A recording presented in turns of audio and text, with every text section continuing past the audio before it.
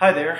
This is a reply to Trev of Trev's Chan 2 about The Walking Dead Season 2, Episode 12, Judge, Jury, and Executioner. This is the episode in which Dale has his innards ripped out by a walker out in a field at night.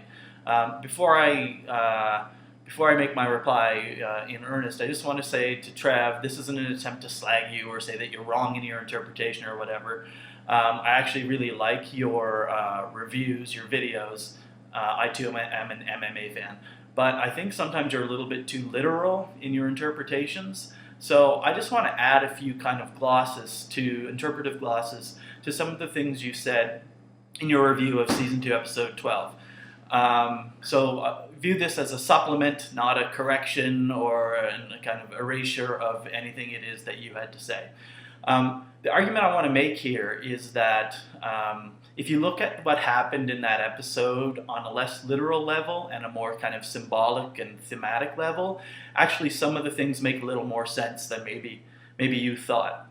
And I want to begin by saying that I hope we can agree that The Walking Dead is about a fallen world.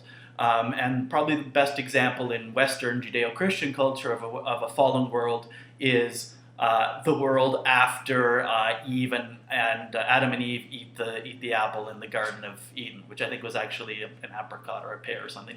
Anywho, they lived in a world of innocence. They ate the fruit from the tree of knowledge.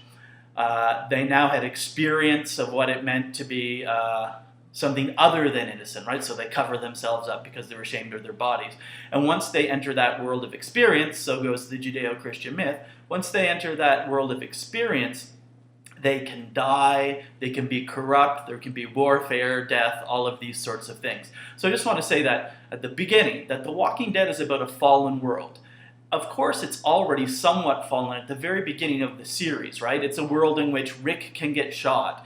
It's a world in which he can have marital strife. But look at the video of Rick in those early episodes. Or the first episode at least, when they do the sort of flashback to him getting shot. Look at how clean-shaven and untanned he is, and how neat his uniform is, and his hat and everything. And he really looks rather more innocent there than he does pretty soon thereafter in the episode, when he's unshaven, when he's given up his uniform. So these are signs of a fallen world. So why does this matter? What I want to argue is that Carl and Dale are and were sort of the two characters, maybe three if you count Glenn, but the two sort of primary characters who embody the world of innocence, right? And you said this yourself in your video, that, Dale's an idealist. Well, I think you're right about that. And I just want to recast that a little more symbolically and thematically and say, it isn't just that he's an idealist, it's that he's innocent in a way. Even though he's experienced so much in this fallen world and he's killed walkers and the whole deal, he still stands for something, right? He still wants to believe that the world can be innocent, that there can be justice, that there can be hope. Carl is an innocent, I think, for more obvious reasons. He's a little kid. So what I want to do is bring Carl and Dale together in what I'm going to say as an attempt to kind of just supplement your review. So I want to start with Carl. One of the main threads of your review of Season 2, Episode 12 was that the writing was bad because Carl acted so stupidly. And of course, you could say he acted stupidly. He runs the house. When he's 3 or 4 times in that episode, he leaves when he isn't supposed to leave. He doesn't follow his mother. He goes to the swamp. He throws rocks at the walker. Those all I agree on one level could be seen as stupid things. But I want to suggest something else. That Carl is rebelling. That he's starting to fall out of the world of innocence and into the world of experience. I'll give you a couple examples of how I think this is true. First of all, remember the early Carl, right? And remember the episode in which he gets shot, and maybe it's at the end of that episode or the beginning of the next, that Rick says to Lori, he saw the deer, right? And that's an example of Carl's innocence, that he can be transfixed by this beautiful animal out in the woods, forget about walkers, forget about death, forget about looking for Sophie. He's so enthralled with this deer. Of course, he's shot soon thereafter, or immediately thereafter, and that's if not his beginning of his trip into the world of experience, it's another sort of strong nudge, right? Because he already lives in a fallen world. He already lives in a world of walkers and death. but he, as a child, still embodies innocence in some way. So he gets shot after he sees the deer, and we see various examples of him beginning to enter the world of experience, but also resisting it. So remember when Shane and Rick want Carl to have a gun, Laurie was really against it, but she finally relents and she says, "You will take this seriously." And he says, "Yes, he will." But it's in season 2, episode 12 that he doesn't take it seriously, right? That he finds Daryl's gun, grabs it, and heads to the swamp and confronts the walker. That is, I would say, an act of rebellion, of course. And there are some of these in the episode. Every time that Laurie tells him, to get in the tent and he comes out, or to stay away when they run after Dale, and there's Carl all of a sudden. He's beginning to move into the world of experience. Well, in this episode, we also see him straddle that world in a really interesting thematic way. When he goes to the swamp and he sees the walker, he could shoot that walker in the head if he wanted to. He doesn't. He throws rocks at him instead. Well, why is that important? Throwing rocks, and you said it's stupid, and you might say that, but thematically and symbolically, throwing rocks at the walker is very much something that a child would do, right? So he's tormenting the walker. When I was a kid, we threw crab apples at cars.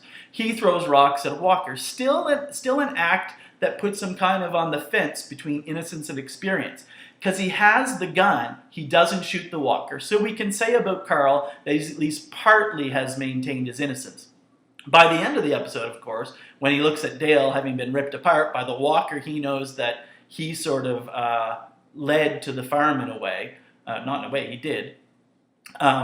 At that moment, Carl has fully entered the world of experience because he knows that he can cause death, right? He says in that episode and the subsequent episode, episode 13, that it's his fault, And little spoiler for episode 13, in case you haven't seen it, beat, he shoots Shane in the head, right? We've seen in 2 episodes a transition from a guy who would only throw stones at a walker to shooting a walker in the head, and that walker having been Shane, with whom he was building a very close relationship. So I would say Carl embodies that innocence originally, but he's slipping into the world of experience. He's becoming part of the fallen world and not at all kind of separate or saved from it.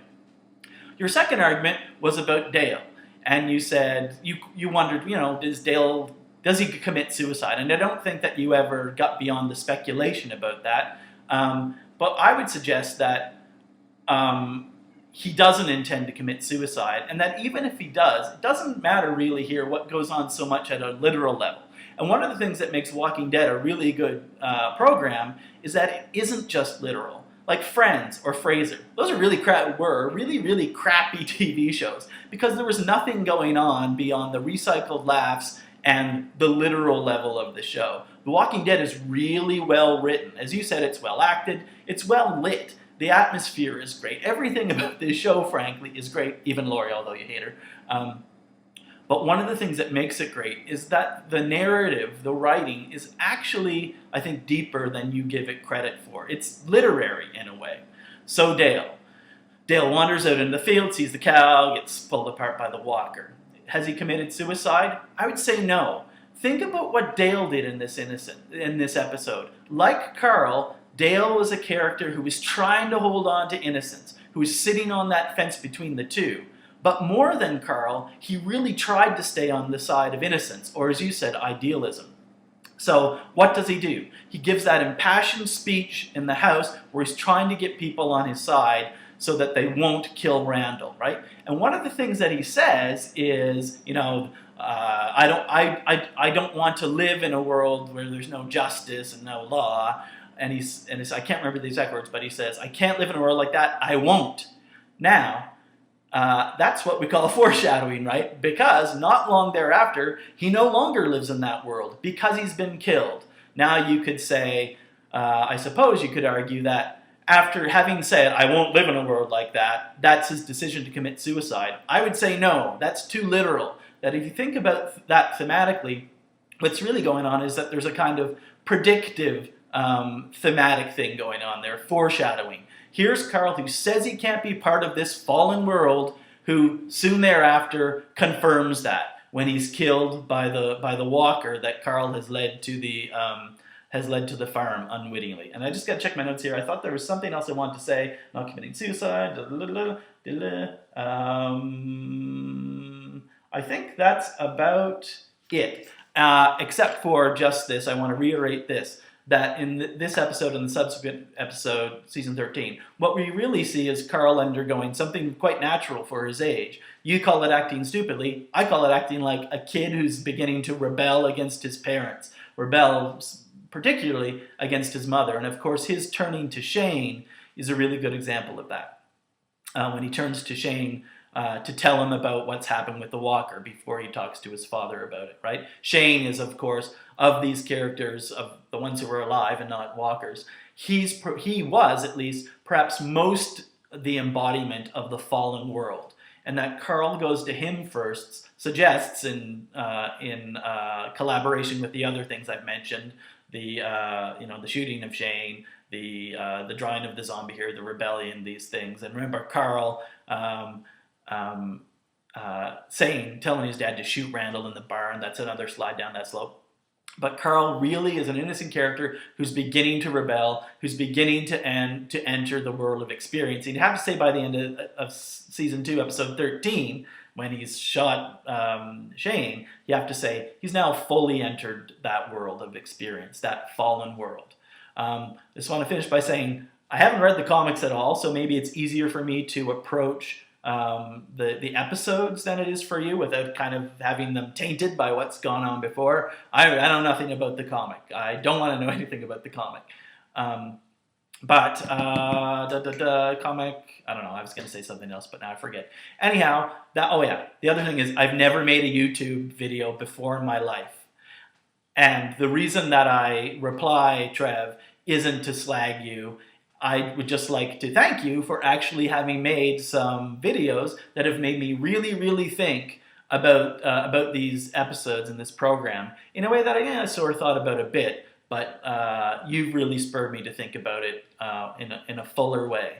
So I hope you aren't put off by this reply. I hope that people think there's at least something of value in it, and I will say goodbye and reply hopefully to your next video. See ya.